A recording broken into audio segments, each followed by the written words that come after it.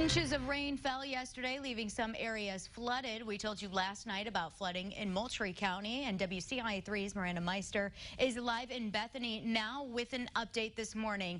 Miranda, how's it looking out there? Christy, Church Street is opening back up this morning after high water and mud has washed away. I told you all earlier about people having to be saved from their houses because the water was so high. And that happened in these two houses behind me. People who live here say that local dive teams had to go in and rescue them. Around 2.5 inches fell here yesterday, washing out rocks and leaving mud in its path.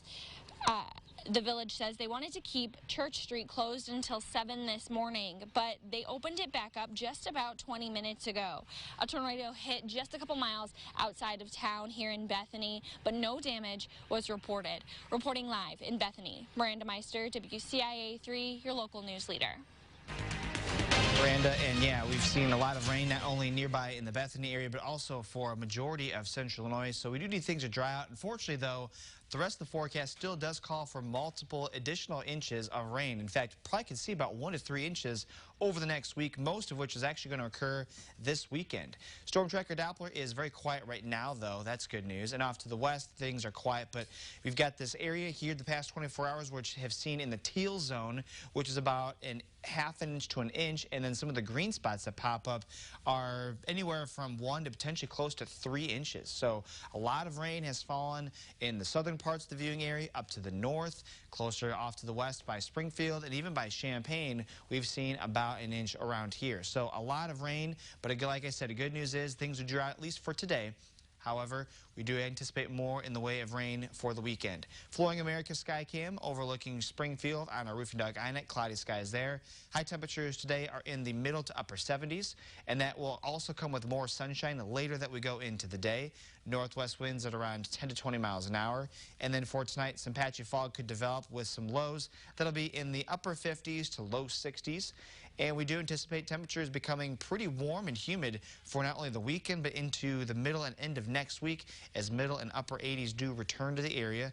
This does come with showers and storms Friday night into Saturday, more throughout Saturday night into Sunday, and then throughout Sunday into Monday. So more rain is expected for this weekend. Christy? Thanks, Jack. New this morning, a Decatur man is on trial after he was accused of sexually assaulting a girl under the age of 13. Tracy Janes pleaded not guilty to numerous counts of predatory criminal sexual assault and abuse. Our partners at the Herald and Review report a teenage girl testified, saying he started abusing her in the 3rd grade and continued until just before 7th grade. This came to light after anonymous allegations were sent to DCFS in 2017. She told the jury she always told him to stop, but he wouldn't. Defense attorneys say there was no physical evidence of abuse. A teenager charged with sexually assaulting a 3-year-old girl has pleaded not guilty. Investigators say 16-year-old David Culp gave the child a sexually transmitted infection. He admitted that during an interview with police. Culp is being charged as an adult. We have new details this morning. A suspect was arrested in a shooting at the Econo Lodge in Decatur. Police say 25-year-old Devontae Bond shot a man in the back. He's charged with armed robbery and attempted murder. Police are still investigating. A Champaign hotel was evacuated after reports of smoke in the building. Champaign fire crews responded to the Holiday Inn on Neal Street. Fire officials say when they went in, they didn't find any fire, and they think an air unit burnt up and pushed smoke in through the vent. This week is Safety Stand-Down Week for firefighters. It's a time when they learn about a potential danger and how to prevent it. The focus this week is the risk of cancer for firefighters. They face a 9 to 14% higher chance of cancer than the general population. That percentage hasn't always been the case, though. It's actually the increase in building materials that have plastic that's leading to that increase. When plastic burns, it releases carcinogens into the air. Those carcinogens are what can eventually lead to cancer. We would stay dirty for hours. Like, we just didn't think about it. It was kind of cool to be dirty. You're a fireman. Now that's not cool. We need to get that person back in service, which means we need to get that stuff off them. One of the best ways they can reduce their risk is washing their gear as soon as possible after a fire. When it's warm out, they can also wash themselves off while they are on site. New this morning, a woman and 4 children were taken to the hospital after a crash in Sangamon County. State police say it happened on Old Route 36 at Oak Crest Road. Police say the woman was driving westbound when she crossed the center line for unknown reasons, and that is when she hit a truck head-on. Officers say the woman and kids were seriously hurt. No word on their conditions this morning. After more than a decade of discussion, the Douglas County Board voted yes to bringing a wind farm to town. 5 voted yes, 1 abstained, and 1 voted no. EDP Renewables will build the Harvest Ridge Wind Farm between Newman and Murdoch.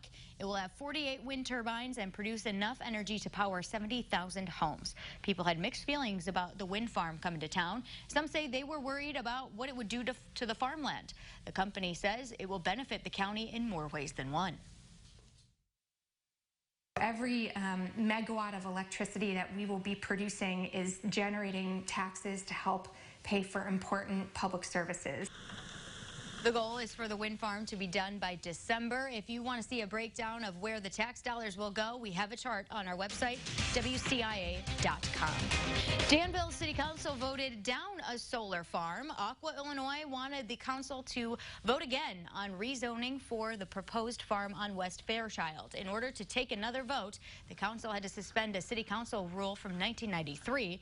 They didn't have enough votes to do that, so no solar farm there. New this morning, Charleston School District teachers will get a 2.5 pay raise with their new contract. Our partners at the Journal-Gazette report the school board approved the contract last night. It replaces the agreement that expires in August. Officials say the 3-year contract also includes more sick leave and insurance coverage provisions. That will wrap up the morning show on WCIA 3. But coming up when we make the switch to WCIX for the 7 and 8 o'clock hours of the morning show, we are gaining some confidence in the kitchen with cooking coach Adam Wisniewski. Check out his veggie frittatas coming up in about 10 minutes. That sounds like a good breakfast. Frittatas. All right, Jack, let's check our 7-day. Sure. We'll actually first start off, though, with our Shed Rain sweepstakes there.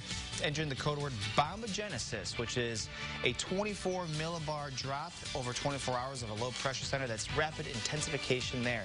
Your 7-day forecast looks like this. Partly cloudy skies for today, then showers and storms for Friday evening, Saturday, Sunday, and into Monday morning as well.